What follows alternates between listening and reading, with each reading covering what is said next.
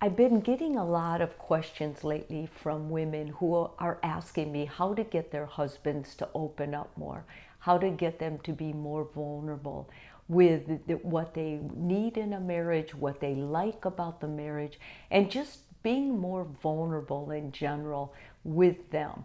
They say that most of the time their husbands are kind of silent. They kind of go along with what their wives want or what the family demands are, and they don't say much about their own needs.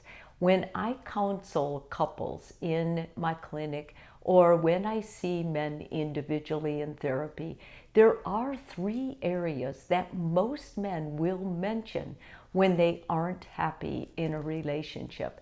And when I'm talking about their relationship, most of these men are in marriages. If they've been married for quite some years. And I want to mention this today because I think this is part of the reason that men clam up in marriage, why they don't become more vulnerable. I think a lot of times guys, punish themselves, or they feel like they're being whiny, or they feel like they're being demanding if they speak up and tell their partner. And I don't think their partner maliciously goes after them with these things.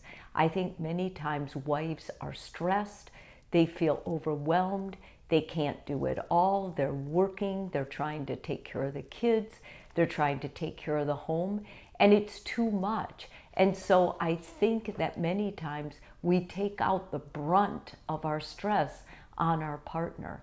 I wanted to start with what stresses out men, or common things that make husbands feel less happy about their marriage. Now, this isn't to say men don't love being married. Men really do love being married.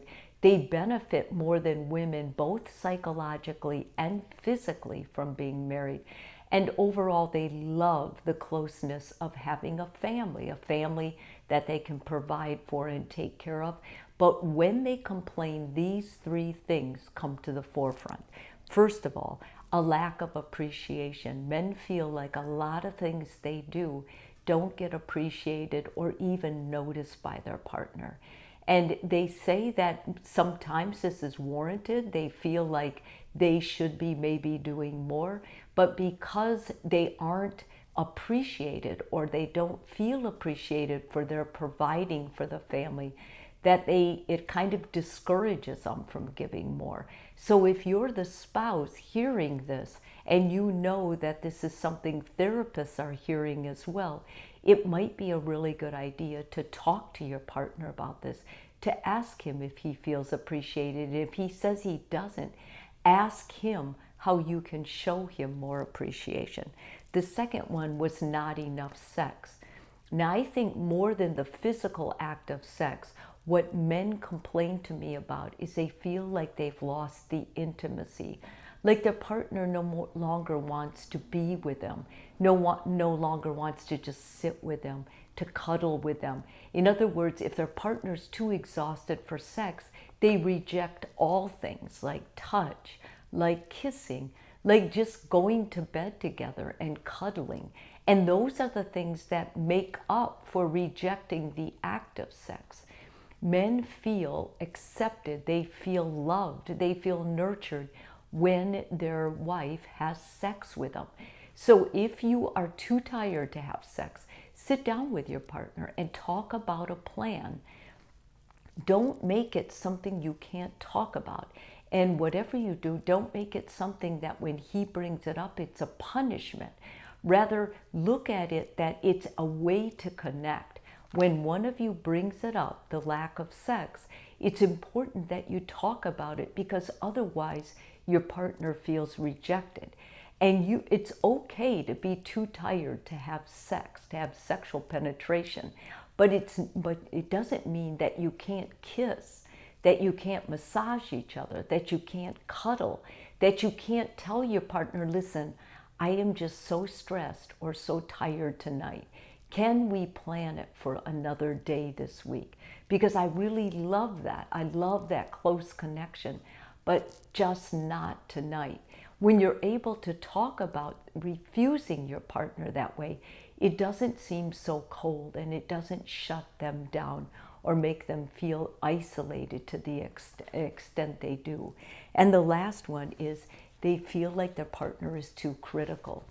When you criticize your partner doesn't try to say, wow, next time I'm going to do better. They shut down completely. In other words, they feel like because they're incapable of this, they're never going to be able to please you. And they will stop making even modest attempts.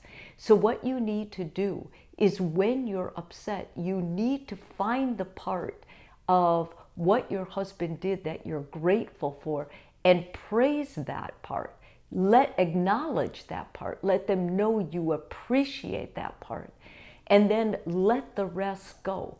Because just as your kids, as your husband, and maybe yourself react to criticism, it doesn't inspire you, doesn't make you want to be better. It shuts you down, makes you feel less capable, makes you feel more worthless. It makes you feel like you're defeated. And so when you see that critical part of yourself and you need to vent, it's much better you vent with a friend, or you vent at the gym, or you vent painting, or doing some other activity rather than venting criticism at your partner.